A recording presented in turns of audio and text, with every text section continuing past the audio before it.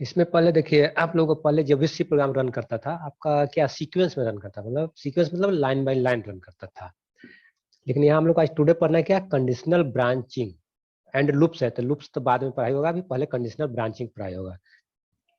Conditional branching क्या करता है ना कि कंडीशन के बेसिस पे आपको क्या होता है कि प्रॉब्लम को एक से ज्यादा पार्ट्स में डिवाइड कर देता है। ऐसे पहले तो क्या होता था, आपका सी प्रोग्राम क्या था, C language executes program statement in a sequence में रन करता था। लेकिन कभी कभी हम लोग को ऐसा होता है कि सीक्वेंस को ब्रेक करना रहता है, तो सीक्वेंस ऑटोमेटिक सी प्रोग्राम में ब्रेक नहीं होता, उसके लिए सम कंडीशंस लगाना पड़ता है। तो वही हम लोग को पढ़ना है कि क्या कंडीशंस हो सकते हैं। तो कंडीशनल ब्रांचिंग में क्या होता है कि अब प्रॉब्लम एक या एक से ज्यादा पार्ट में डिवाइड हो जाता है, मतलब वन वे से टू वे पाथ हो जाएगा, या थ्री वे पाथ है हो जाएगा, या मल्टीपुल पाथ हो जाएगा। जैसे कंडीशन बेसिस पे हो जाएगा कि अगर कंडीशन ट्रू होगा तो ये पाथ को, फर्स्ट पाथ को फॉलो करना है, कंडीशन फॉल्स हुआ तो सेकंड पाथ को, इस तरह से मतलब ब्रांचिंग होता चला जाता है। वही आज हम लोग को पढ़ना है।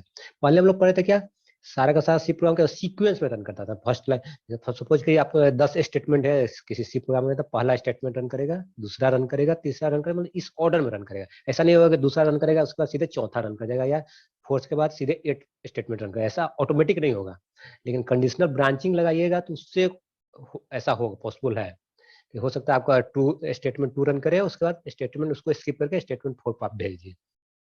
तो कंडीशनल ब्रांचिंग आपको बहुत सारे कंडीशनल्स है। इफ स्टेटमेंट पढ़ना है, इफ एल्स पढ़ना है, नेस्टिंग ऑफ इफ एल्स पढ़ना है, इस तरह से पढ़ना है। तो सबसे पहले पढ़ना है आपको फर्स्ट स्टेटमेंट क्या है, इसको कंट्रोल, जैसे ये भी जो है कंडीशनल ब्रांचिंग को हम लोग कंट्रोल स्टेटमेंट भी बोलते हैं, क्योंकि ये आपका स्टेटमेंट को कंट्रोल करता है, इसलिए इसको हम लोग कंट्रोल स्टेटमेंट भी बोलते हैं।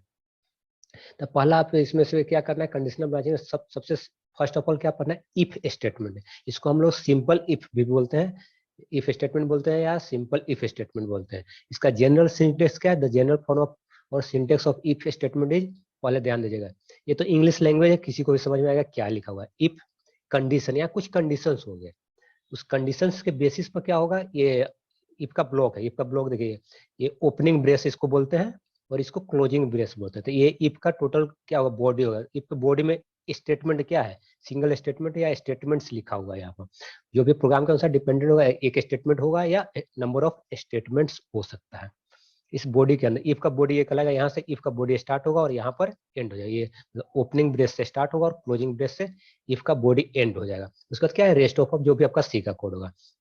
ध्यान दीजिए, इफ कंडीशन, अगर एक कंडीशन जो भी कुछ भी कंडीशन होगा, कंडीशन का वैल्यू ट्रू होगा तो क्या करेगा, इसका बॉडी में जो भी स्टेटमेंट होगा एग्जीक्यूट होगा। अगर ट्रू नहीं होगा तो क्या होगा, इस बॉडी को स्किप करके आगे चला जाएगा। अगर ट्रू, ध्यान दीजिए इसमें इफ में ट्रू होगा तो इस बॉडी में जो भी स्टेटमेंट होगा एग्जीक्यूट होगा, उसके बाद रेस्ट ऑफ कोड पर जाएगा।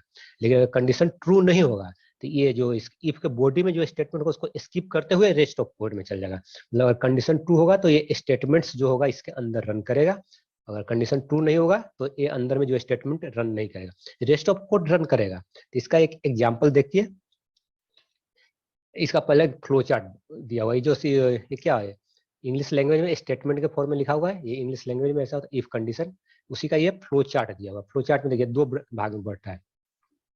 क्या होगा, कंडीशन दिया हुआ है, कंडीशन ट्रू होगा तो क्या होगा, ये जो स्टेटमेंट्स लिखा हुआ है यहाँ स्टेटमेंट्स है, ये स्टेटमेंट्स एग्जीक्यूट होगा और उसके बाद क्या जाएगा, कंट्रोल रेस्ट ऑफ कोड पे चला जाएगा।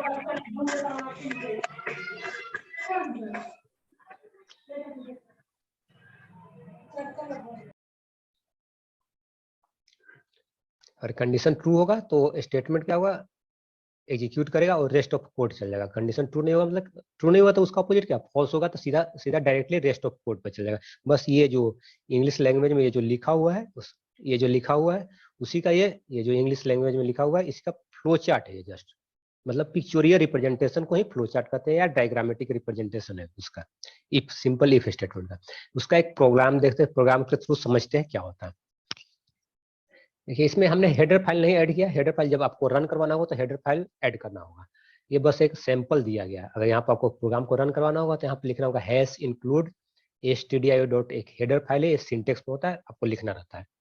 जब कंपाइलर के नोटपैड पे लिखिएगा या कंपाइलर के जो भी होगा टेक्स्ट एडिटर पे लिखिएगा, वहाँ आपको हेडर फाइल ऐड करना होगा प्रोग्राम को रन करवाने के लिए। बस एक सैंपल दिया गया। तो यहाँ पर फर्स्ट ऑफ ऑल क्या लिखना होगा, hash include stdio dot h लिखना होगा। उसके बाद देखिए मेन सिंटेक्स पाते हैं इफ का। एक आपका मेन फंक्शन होगा, पहले भी बोल सकते हैं आपका सी का प्रोग्राम का एग्जीक्यूशन हमेशा मेन से शुरू होता है। तो एक मेन फंक्शन होगा, हमने मेन का रिटर्न टाइप इसको वॉइड मेन लिखे, मतलब आपका फंक्शन जो है मेन फंक्शन कुछ भी रिटर्न नहीं करेगा, इसलिए वॉइड मतलब खाली होता है। वॉइड लिखे इसका मतलब कुछ भी रिटर्न नहीं करेगा, उसके समय वॉइड लिखते हैं। और इसका देखिए मेन का बॉडी देखिए यहाँ से स्टार्ट हो रहा है और इसका देखिए यहाँ पर क्लोज हो रहा है, मतलब यहाँ से स्टार्ट हो गया यहाँ क्लोज हो रहा है मेन का बॉडी। इसमें हमने देखिए वेरिएबल डिक्लेरेशन बता चुके थे, क्या किए, इंट जो है आपका डेटा टाइप है, उसका एक वेरिएबल नेम लिए है, क्या है वेरिएबल का नाम क्या लिया है, एज, उसका सेमीकोलन से आपका स्टेटमेंट होता है। जैसे ही ये इंट एज लिखेंगे तो ये क्या होगा, इसको एक वेरिएबल नाम से डिक्लेयर होगा एज मेमोरी लोकेशन में। इसको थोड़ा समझाने के लिए रुकिए, आपको एडिटर ओपन कर लेता हूँ।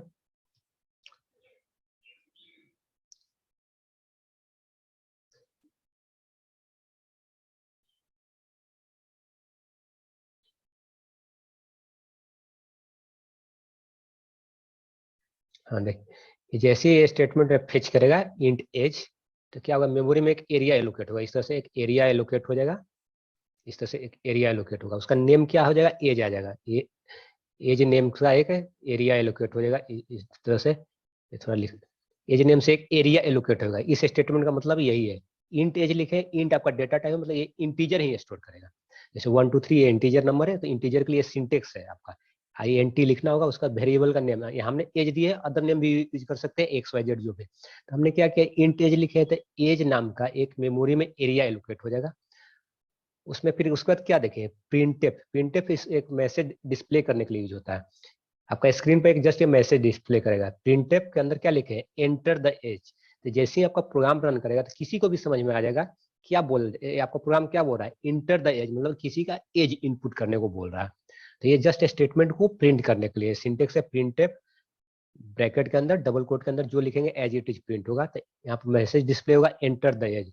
तो आपको जब भी सपोज कि एज इनपुट करने को बोलता है, सपोज कि हमने एज कुछ भी इनपुट किए, एज सपोज कि हमने यहाँ पर 20 इनपुट किया था, जैसे 20 इनपुट करेंगे तो इस एरिया एलोकेट जो होगा वहां पर स्टोर होगा, इस एरिया में 20 आपका एलोकेट हो जाएगा, इस तरह से ये 20 एलोकेट हो जाएगा, किस में, एज वेरिएबल जो लिए है उसमें 20 एलोकेट हो गया।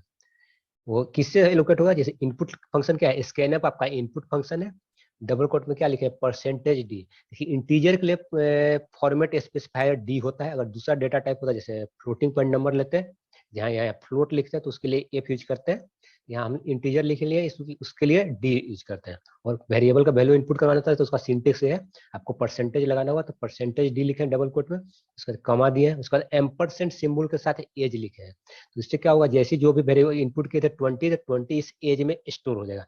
जब तक आप यहाँ इनपुट नहीं कीजिएगा उस समय तक आपका प्रोग्राम यहाँ पर वेट करता रहेगा, जैसे ही आप इनपुट करके एंटर प्रेस कीजिएगा आगे प्रोग्राम बढ़ेगा। तो क्या एज में अभी क्या, एज का वैल्यू क्या है, 20 हमने इनपुट किया है, ये यूजर इनपुट है, हम कुछ भी कर सकते हैं, मेरे ऊपर है, हमने अभी जस्ट एग्जाम्पल के तौर पर 20 को इनपुट किया, तो एज का वैल्यू 20 है। तो यहाँ देखिए if age greater than equal to 18, age का वैल्यू क्या है 20, 20 greater than equal to 18, condition तो ट्रू है, तो ये कंडीशन ट्रू होगा तो क्या होगा, इस इफ का ब्लॉक के अंदर जाएगा, इसमें अंदर जाएगा, ये इफ का ब्लॉक ये है, यहाँ से यहाँ तक इफ का ब्लॉक है, इफ का बॉडी है या ब्लॉक है, तो इसमें इसके अंदर जाएगा, तो इफ का बॉडी यहाँ से स्टार्ट हो रहा है यहाँ से एंड हो रहा है, तो यहाँ कंडीशन ट्रू होगा तो इसके अंदर जाएगा, कंडीशन ट्रू नहीं होता तो सीधा स्किप करके यहाँ बाहर यहाँ चला जाता है। इसमें कंडीशन ट्रू हुआ तो उसके बाद क्या मैसेज आपका है, नेक्स्ट मैसेज क्या है, print age is percentage D years. इसमें देखिए एज इट जैसे डबल कोट के अंदर क्या लिखे एज, तो age is as it is print हो जाएगा, यहाँ पर डिस्प्ले होगा, ऐसा डिस्प्ले होगा एज, एज इज, इस तरह से एज इज ऐसा होगा, ये तो जैसा लिखा है एज इट इज प्रिंट होगा। उसका देखिए क्या फेच हो रहा है, परसेंटेज डी फेच हो रहा है, तो परसेंटेज डी फेच होगा तो ये वेरिएबल को सर्च करेगा, वेरिएबल आपने क्या डिक्लेयर किया था एज, तो यहाँ आगे एज मिलेगा तो इस एज का वैल्यू को यहाँ प्रिंट करेगा, तो एज इज 20। देखिए इनपुट आउटपुट दोनों में ध्यान देगा, इनपुट में एम्परसेंट एज लगाए थे, लेकिन आउटपुट फंक्शन में प्रिंट फंक्शन में एम्परसेंट नहीं लगा, जैसे परसेंटेज डी फेच रहेगा तो पहला वेरिएबल जो मिलेगा उसका वैल्यू प्रिंट करता है, एज का वैल्यू इस परसेंटेज डी से प्रिंट होगा। उसके बाद क्या है, ईयर्स है, तो यहाँ पर जस्ट क्या होगा आपका ईयर्स प्रिंट होगा, इस तरह से ये आपका ईयर्स प्रिंट हो जाएगा, YARS लिखने में थोड़ा समझ जाइएगा, ये ईयर्स लिखा है, यहाँ जो लिखा हुआ है ये जो लिखा है एज इज 20 ईयर्स, उसका देखिए ये बैकस्लैश एन, ये न्यू लाइन करेक्टर का काम है। अभी कर्सर आपका यहाँ पर है तो क्या होगा, कर्सर को आपका यहाँ पर पॉइंट करें अगले लाइन में, बस अगले लाइन पहुंचाने के लिए यूज करते हैं बैकस्लैश एन। उसका डबल कोट बंद हो गया, उसका तो कुछ नहीं है, एज का वैल्यू तो प्रिंट करवा चुके। अब नेक्स्ट लाइन देखिए, नेक्स्ट लाइन भी क्या है, यहाँ देखिए स्टेटमेंट टर्मिनेट हो गया, सेमीकोलन से स्टेटमेंट टर्मिनेट हो गया। नेक्स्ट लाइन है आपका प्रिंटफ, डबल कोट के अंदर क्या लिखे, एलिजिबल टू कास्ट वोट, मतलब ये जस्ट एक मैसेज दे रहे देगा कि ये कैंडिडेट जो है वोट देने के लायक है, मतलब एलिजिबल टू कास्ट वोट यहाँ प्रिंट हो जाएगा, लिखा जाएगा। जैसे पूरा लिख लीजिए, जो एज इट इज प्रिंट होगा यहाँ पर एलिजिबल टू कास्ट वोट। फिर बैकस्लैश एन दिया तो बस कर्सर को आगे लाइन में मूव करने के लिए। तो ये तो देखिए इफ का क्या हुआ, इसके बाद कुछ नहीं है, इस प्रिंटफ के बाद क्या है, क्लोजिंग ब्रेस। क्लोजिंग ब्रेस मतलब इसका इफ का यहाँ काम खत्म हो गया, यहाँ पर ओपनिंग था और ये क्लोजिंग है। उसका नेक्स्ट स्टेटमेंट क्या है, printf candidate has been checked for age, तो जस्ट एक मैसेज और दे देगा, कैंडिडेट जो है क्या का एज चेकिंग हो चुका है, मतलब candidate has been checked for age, just एक मैसेज देगा। उसके बाद ये क्लोजिंग ब्रेस, ये क्लोजिंग ब्रेस किसका है, मेन का क्लोजिंग है, तो मेन का क्लोजिंग यहाँ पर आया, यहाँ पर मेन का क्लोजिंग है, ये मेन का क्लोजिंग है और ये मेन का ओपनिंग था, ये मेन का ओपनिंग था, यहाँ से स्टार्ट हुआ था मेन और यहाँ पर मेन क्लोज है, इफ यहाँ स्टार्ट हुआ था इफ यहाँ तो हमने क्या किए, कंडीशन ट्रू हुआ दोनों ये रन किया। अगर कंडीशन ऐसा कुछ वैल्यू दे देते, जैसे इसको अभी ये तो फर्स्ट बार इनपुट, अगली बार रन करवाते हैं तो एज का वैल्यू सपोज कीजिए हमने 18 से छोटा दिया, एज का वैल्यू हमने यहाँ जैसे 20 दिए थे, 20 की जगह हमने 20 नहीं दिया, इसको कट करते हैं, 20 की जगह हमने इसे वैल्यू को क्या दे दिए, सपोज ये 17 इनपुट किए, 17 वैल्यू इनपुट करेंगे।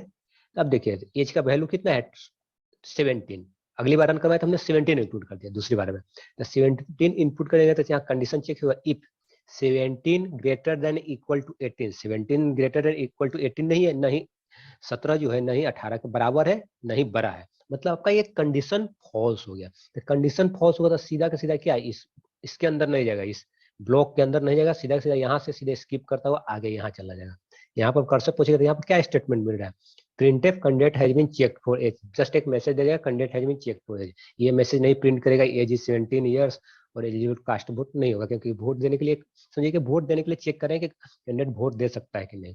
देखिए इसमें हमने सिर्फ ट्रू कंडीशन के लिए कुछ लिखा है, फॉल्स के लिए नहीं लिखा है, फॉल्स के लिए इफ स्टेटमेंट में नहीं आता, इफ एल्स में आता है। अभी हम लोग सिर्फ सिंपल इफ पढ़ रहे हैं। नेक्स्ट आपका हो जाएगा, ये तो सिंपल इफ पर है, नेक्स्ट आपका हो जाएगा ये इफ एल्स है। देखिए पिछला इसमें क्या होता है, कंडीशन ट्रू हुआ था तो कुछ वर्क हुआ था, फॉल्स के लिए हमने कुछ नहीं किया था, लेकिन इफ एल्स में क्या, देखिए इफ एल्स में, इफ एल्स में क्या है, इफ एल्स में कंडीशन ट्रू होगा तो कुछ रन करेगा, फॉल्स होगा तो कुछ और रन करेगा। तो ये जनरल फॉर्म है इफ एल्स स्टेटमेंट का, जनरल फॉर्म और syntax of if else statement. देखिए इफ कंडीशन है दिए है तो कंडीशन अगर ट्रू होगा तो क्या होगा, ये स्टेटमेंट 1 मतलब इफ का ब्लॉक, यहाँ से यहाँ का ब्लॉक है, ये ब्लॉक अगर कंडीशन ट्रू होगा तो ये ब्लॉक रन करेगा, कंडीशन ट्रू होगा तो, और ये मतलब स्टेटमेंट 1 होगा। अगर कंडीशन ट्रू नहीं हुआ तो कहाँ जाएगा, एल्स पार्ट में जाएगा, अगर कंडीशन फॉल्स हुआ तो स्टेटमेंट 2 रन करेगा। लेकिन हमेशा ध्यान दीजिएगा एक चीज, इफ एल्स में आइदर इफ रन करेगा और एल्स रन करेगा, दोनों नहीं रन कर सकता, क्योंकि देखिए कंडीशन या तो ट्रू होगा या फॉल्स होगा, दोनों तो कोई भी चीज या तो सही भी हो और गलत भी, ऐसा कुछ नहीं होता, या तो सही होता है या गलत होता है। अगर कंडीशन सही होगा तो स्टेटमेंट 1, या यहाँ सिर्फ स्टेटमेंट 1 है या नंबर ऑफ स्टेटमेंट्स भी हो सकता है इस ब्लॉक के अंदर, जो भी होगा इस ब्लॉक का इफ का ब्लॉक रन करेगा। अगर कंडीशन फॉल्स होगा तो एल्स का ब्लॉक रन करेगा। उसके बाद कहाँ जाएगा, जो भी आपका नेक्स्ट स्टेटमेंट या रेस्ट ऑफ कोड होगा वहां चला जाएगा। मतलब इससे क्या होगा, अगर सही कंडीशन के लिए कुछ रन करेगा, गलत कंडीशन के लिए कुछ और रन करेगा, लेकिन दोनों रन नहीं करेगा। अगर सपोज ये कंडीशन ट्रू होता है तो स्टेटमेंट 1 रन करेगा और सीधे नेक्स्ट स्टेटमेंट पर जाएगा। अगर कंडीशन फॉल्स होता है तो स्टेटमेंट 2 रन करेगा और नेक्स्ट स्टेटमेंट पे चला जाएगा। ये तो आपका क्या होगा, लैंग्वेज के फॉर्म में लिखे, इसी का ग्राफिकल रिप्रेजेंटेशन ये फ्लो चार्ट जिसको बोलते हैं।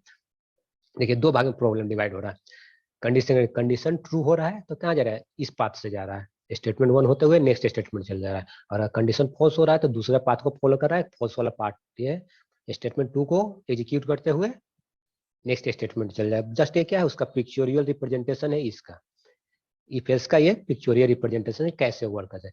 जैसे प्रॉब्लम ऊपर से आया, यहाँ कंडीशन चेक किया, कंडीशन सही है तो इस रास्ते से जाना है, कंडीशन फॉल्स हो गया तो इस रास्ते से जाना है। मतलब एक ही रास्ता कोई फॉलो, या तो सही वाला रास्ता फॉलो होगा या गलत वाला रास्ता होगा, दोनों फॉलो नहीं होगा। उसका दोनों से कहाँ नेक्स्ट स्टेटमेंट में चल जा रहे हैं। ये तो आ गया इसका फ्लो चार्ट। इसका भी एक एग्जाम्पल देखते हैं, ये इसका एग्जाम्पल है। इसमें भी देखिए हमने क्या किया, एक मेन फंक्शन लिए। देखिए मेन कहाँ से स्टार्ट हो रहा है, यहाँ से मेन स्टार्ट हो रहा है, और मेन का क्लोजिंग कहाँ है, यहाँ पर मेन का क्लोजिंग है। ये तो मेन का हो गया। और इफ स्टार्ट कहाँ से हो रहा है, यहाँ से इफ स्टार्ट हो रहा है, यहाँ इफ क्लोज हो रहा है। और एल्स पार्ट कहाँ से स्टार्ट हो रहा है, एल्स का बॉडी, यहाँ से बॉडी बोलिए या इसका ब्लॉक, इफ ब्लॉक बोलिए, एल्स का ब्लॉक बोलिए यहाँ। अब ध्यान दीजिए, ये तो मेन फंक्शन है, तो मेन का क्या है, वॉइड में लिखिए। थोड़ा सिंटेक्स है, थोड़ा सा याद करना होगा आपको कुछ कुछ। उसके पहले आपको एक हेडर फाइल भी ऐड करना होगा जब आप प्रोग्राम रन करवाइएगा। Hash include stdio.h header file आपको ऐड करना होगा। उसके बाद क्या लिखे, वॉइड मेन लिखे। उसका देखिए मेन का बॉडी के लिए ब्रेस से शुरू होता है, और ओपनिंग ब्रेस से शुरू होता है, और क्लोजिंग ब्रेस से एंड हुआ यहाँ। उसका देखिए हमने क्या किया, एक इंट एज लिए है। इंट इंटीजर के लिए इंट कीवर्ड यूज करते हैं, और वेरिएबल का नेम भी हम यहाँ एज लिए। आप XYZ जो भी चाहे ले सकते हैं, लेकिन एज क्या, एज के बारे में बात हो रहा है, इसलिए एज लीजिए तो ज्यादा अंडरस्टैंडिंग क्लियर होगा। जैसे इंट एज लिए हैं, तो एक मेमोरी में इस तरह का एरिया एलोकेट होगा। मेमोरी से मतलब है यहाँ मेन मेमोरी, जिसको रैम बोलते हैं। रैम में एक एरिया एलोकेट होगा। उसका उसका जस्ट हम एक नेमिंग कर रहे हैं उसको एक्सेस करने के लिए। क्या देखिए हम लोग एक्सेस कैसे करेंगे, उसको नेम के थ्रू एक्सेस करेंगे, तो उस एरिया का नाम हो गया एज। एज नाम का एक एरिया एलोकेट हो गया। उसके बाद एक मैसेज आएगा, प्रिंटफ एंटर द एज, ऐसा मैसेज आएगा। प्रिंटफ फंक्शन क्या करता है, प्रिंट करने के लिए मतलब स्क्रीन पर डिस्प्ले करने का वर्क करता है। तो ये क्या डिस्प्ले करेगा स्क्रीन पर, इंटर द एज। तो जैसे ये मैसेज डिस्प्ले हुआ, तो सामने वाले को, जो भी बैठा हुआ स्क्रीन सामने, उसको समझ में आएगा कि एज इनपुट करने को बोल रहा है ये प्रोग्राम। तो एज इनपुट कीजिएगा। तो एज इनपुट फंक्शन क्या है, स्कैनएफ। स्कैनएफ का सिंटेक्स इस तरह से होता है, स्कैनएफ लिखते हैं ब्रैकेट के अंदर डबल कोट %d लिखते हैं। देखिए डी है इंटीजर के लिए फॉर्मेट स्पेसिफाई है, तो %d एक वेरिएबल है, तो सिंगल %d लिखे, डबल कोट बंद किए, कॉमा दिए, %एज।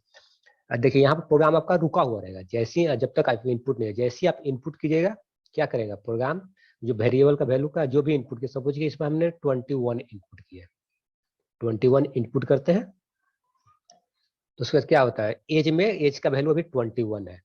उसके बाद इस लाइन के बाद अगला लाइन क्या है, ये if 21 is greater than equal to 18, ऐसा तो पॉसिबल है, सही है, 21 तो बड़ा है, सबको पता है, तो 21 कंडीशन क्या हो गया, ट्रू हो गया। तो ट्रू हो गया तो ये दोनों स्टेटमेंट आपका रन है, मतलब इफ के ब्लॉक का, ये पूरा इफ ब्लॉक या इफ का बॉडी में जो है वो एग्जीक्यूट हो जाएगा।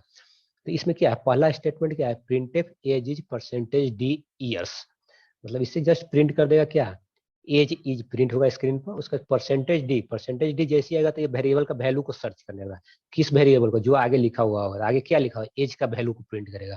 तो एज का वैल्यू क्या है 21, तो एज इज 21 ईयर्स। समझ लीजिए यहाँ लिख नहीं रहे बार बार, एज इज 21 ईयर्स प्रिंट हो जाएगा। उसका न्यू लाइन कैरेक्टर है, अगले लाइन में कर्सर मूव करेगा। उसका क्या अगला statement, printf eligible to cast vote, एक और दूसरा मैसेज प्रिंट हो जाएगा। और देखिए ये बैकस्लैश को न्यू लाइन कैरेक्टर बोलते हैं, बस खाली स्क्रीन पर डिस्प्ले को अगले लाइन में मूव करने के लिए ऐसा करते हैं। ये लाइन प्रिंट होगा, उसके बाद कर्सर अगला लाइन से प्रिंट होगा, इसलिए ऐसा करते हैं। अगर ये इसको यहाँ से बैकस्लैश हटा देते हैं, तो जानते हैं क्या प्रिंट होता है, एज इज 21 ईयर्स, और उसका जस्ट प्रिंट हो जाता है एलिजिबल टू कास्ट वोट, दोनों एक ही लाइन में प्रिंट हो जाता है। बैकस्लैश लगाने से क्या होगा, ये पहले लाइन में ये प्रिंट होगा, दूसरे लाइन में ये प्रिंट होगा। ये तो क्या हुआ, ये तो कंडीशन ट्रू था तो हो गया। अब इसका देखिए इफ पार्ट एग्जीक्यूट होगा, तो एल्स में नहीं जाएगा, यहाँ से सीधे कंट्रोल कहाँ जाएगा, सीधे यहाँ चला जाएगा। यहाँ के बाद यहाँ जो क्लोजिंग जैसी मिलेगा, तो एल्स में नहीं कहेगा, कंडीशन ट्रू का रन किया तो फॉल्स वाला नहीं रन करेगा, एल्स पार्ट में नहीं जाएगा। तो यहाँ से जैसे यहाँ से सीधा का सीधा मूव करके इस स्टेटमेंट पे चला जाएगा, printf candidate has been checked for age, ये तीसरा मैसेज प्रिंट हो जाएगा। तो 21 इनपुट करने से क्या प्रिंट हुआ, age is 21 years, eligible to cast vote, and candidate has been checked for age. 21 input करते हैं, सपोज ये दूसरी बार रन करते हैं, सेकंड टाइम रन करते हैं, तो 21 की जगह 21 नहीं इनपुट करते, कुछ और इनपुट जो कंडीशन को फॉल्स कर देते हैं। 18 से छोटा कोई नंबर सपोज ये 12 इनपुट करते हैं, अगली बार एज का वैल्यू हमने 12 इनपुट किया, 12 इनपुट किए, 12 is greater than equal to 18।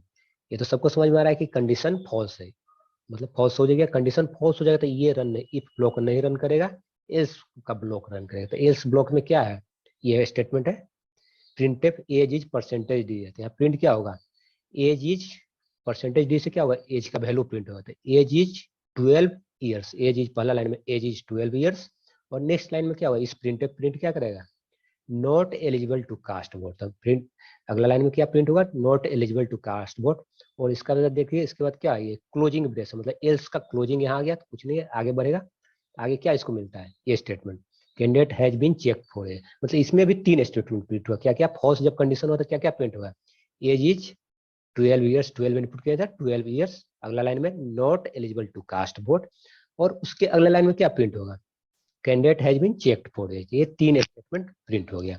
True के लिए ये प्रिंट हुआ था 21 जब इनपुट, ट्रू कंडीशन वाले के लिए 21 जब इनपुट किए थे ये प्रिंट हुआ था, और फॉल्स कंडीशन के लिए ये प्रिंट हुआ। हमने यहाँ 2 भाग में प्रॉब्लम को डिवाइड कर देते हैं, इफ एल्स।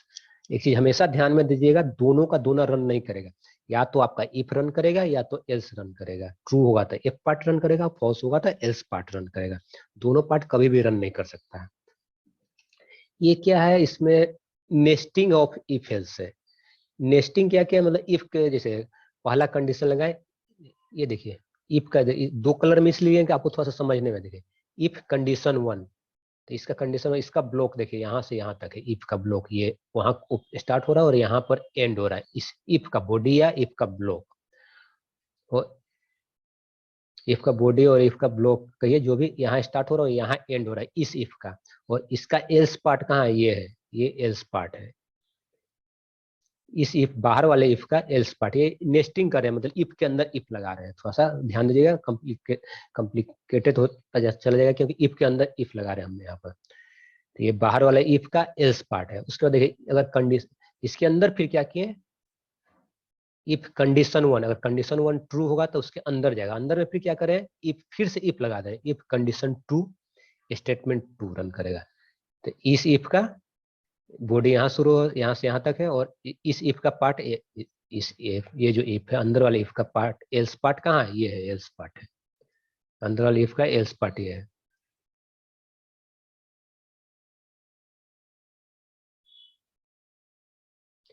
ये बाहर वाले इफ का एल्स पार्ट है और अंदर वाले इफ का एल्स पार्ट है। तभी इसमें देखिएगा तो कैसे कैसे मूव करेगा, कंट्रोल कैसे मूव कर रहा है। कंडीशन 1 ट्रू होगा तो इस बॉडी के अंदर जाएगा, इसके अंदर जाएगा, इसके अंदर में फिर क्या चेक करेगा, कंडीशन 2 ट्रू होगा तो ये स्टेटमेंट 2 रन करेगा। अगर कंडीशन 2 फॉल्स होगा तो स्टेटमेंट 3 रन करेगा। मतलब कंडीशन 1 ट्रू, पहले बाहर का 1 ट्रू हो गया, कंडीशन 1 ट्रू हुआ, फिर चेक करेंगे कंडीशन 2, कंडीशन 2 भी ट्रू हुआ तो स्टेटमेंट 2 रन करेगा। अगर कंडीशन 2 फॉल्स होता है तो स्टेटमेंट 3 रन करेगा। मतलब इस केस में क्या, कंडीशन 1 ट्रू और कंडीशन 2 फॉल्स तो स्टेटमेंट 3। अगर कंडीशन 1 ही फॉल्स हो जाता है तो इसके अंदर नहीं आएगा, मतलब कंडीशन 2 को चेक नहीं करेगा, सीधा सीधा एल्स पार्ट में चले जाएगा। एल्स पार्ट में क्या है, स्टेटमेंट 1 है, तो स्टेटमेंट 1 रन कर जाएगा। कंडीशन 1 फॉल्स होगा तो स्टेटमेंट 1 रन करेगा, कंडीशन 1 ट्रू होगा तो फिर कंडीशन 2 को चेक करेगा। अगर कंडीशन 2 भी चेक हो, ट्रू होगा तो स्टेटमेंट 3 रन करेगा। अगर कंडीशन 2 फॉल्स होगा तो स्टेटमेंट 3 रन करेगा, और सब कुछ भी रन करेगा, इधर स्टेटमेंट 2 रन करे, स्टेटमेंट 3 रन करे या स्टेटमेंट 1 रन करे, तीनों में से कोई एक रन करेगा। तीनों में से कोई एक रन करने के बाद आगे चला जाएगा नेक्स्ट स्टेटमेंट में। देखिए हमने इसको नेस्टिंग ऑफ इफ है, इसको इसमें आप और भी नेस्टिंग लगा सकते हैं। यहाँ तक कंडीशन 1 चेक किए, कंडीशन 2, फिर यहाँ पर एक और कंडीशन 3 लगा दिए, कंडीशन 4, मतलब इस तरह से आप नेस्टिंग करते जा सकते हैं। लेकिन बहुत ज्यादा नेस्टिंग करने में कॉम्प्लिकेशन बढ़ता चला जाएगा, मतलब प्रोग्राम आपका कॉम्प्लेक्स होता जाता है, आपको खुद धीरे धीरे ज्यादा नेस्टिंग कीजिएगा तो खुद नहीं समझ में आने लगेगा। इसलिए ज्यादा नेस्टिंग नहीं किया जाता प्रोग्राम में, एक लेवल तक ही नेस्टिंग करते हैं। तो ये तो नेस्टिंग, आप इसमें और भी नेस्टिंग का जस्ट ये क्या, इसी का एक पिक्चोरियल रिप्रेजेंटेशन यहाँ दिखा रहे हैं। इसमें क्या देखिए स्टार्ट किए थे, देखिए कंडीशन 1 ट्रू, कंडीशन 1 ट्रू हुआ था तो इधर पात गए, फॉल्स हुआ था इधर, तो 1 ट्रू हुआ था तो क्या फिर चेक किए, कंडीशन 2 चेक किए थे, और कंडीशन 2 ट्रू होता था तो क्या करते थे, स्टेटमेंट 2 को रन करवाते थे। कंडीशन 2 फॉल्स था तो क्या स्टेटमेंट 3 गया था। उसके बाद क्या सब एंड पर जाएगा। उसके बाद क्या, अगर कंडीशन 1 ही फॉल्स हो गया था क्या किए थे, स्टेटमेंट 1 हो गया चले गए थे। इसका जस्ट ये क्या है, इसको पिक्चोरियल रिप्रेजेंटेशन, ये हमने जस्ट एक सैंपल दिया है नेस्टिंग ऑफ इफ एल्स। इसमें आपको अलग अलग बुक्स में अलग अलग टाइप से नेस्टिंग मिल सकता है। हम जैसे यहाँ कंडीशन, ये इस इफ को हमने इफ पार्ट में रखा है, इसको आपने एल्स पार्ट में भी रख सकते हैं, या जैसे इफ पार्ट में ये रखे हैं, एल्स पार्ट में भी एक और इफ एल्स को रख सकते हैं, मतलब और भी नेस्टिंग किया जा सकता है। इस तरह से ये नेस्टिंग ऑफ इफ एल्स हो गया। इसका एग्जाम्पल भी देख ही लीजिए, इसका भी एग्जाम्पल आज का टाइम बहुत कम। इसमें भी देखिए जस्ट क्या किया है, इसमें स्टूडेंट का मार्क्स इनपुट कर रहे हैं और चेक कर रहे हैं। इसमें देखिए यहाँ तो क्या किए, इंट मार्क्स, एक वेरिएबल डिक्लेयर किए हैं किस नाम से, मार्क्स नाम से, एक वेरिएबल डिक्लेयर हुआ मार्क्स के नाम से, MARKS, मार्क्स नाम से एक वेरिएबल डिक्लेयर किया, ठीक है। मार्क्स नाम से एक वेरिएबल डिक्लेयर किए, इंट मार्क्स से क्या होगा, मार्क्स नाम का एक वेरिएबल एरिया मेमोरी में एक एरिया एलोकेट हो गया जिसका नाम मार्क्स है। उसके बाद जस्ट एक स्टेटमेंट क्या है, enter the marks of a student, बस किसी स्टूडेंट का नंबर को हम लोग इनपुट करने को बोल रहे हैं। तो सपोज कि उसने इनपुट क्या किया, उसने इनपुट कर दिया 80, उसको 80 मार्क्स आया है। सपोज कि उसको 80 नंबर आया है, तो 80 नंबर आया तो किस में स्टोर हो गया, मार्क्स में स्कैनअप से इनपुट हो जाएगा, बता चुके हैं कैसे स्कैनअप वर्क करा, बार बार 2 प्रोग्राम पिछले बार बता चुके हैं। तो मार्क्स का वैल्यू अभी 80 हो गया, तो यहाँ चेक करेगा कंडीशन, इफ, देखिए इस इफ का स्टार्टिंग यहाँ और इस इफ का क्लोजिंग यहाँ पर, ये ध्यान दीजिएगा इसका।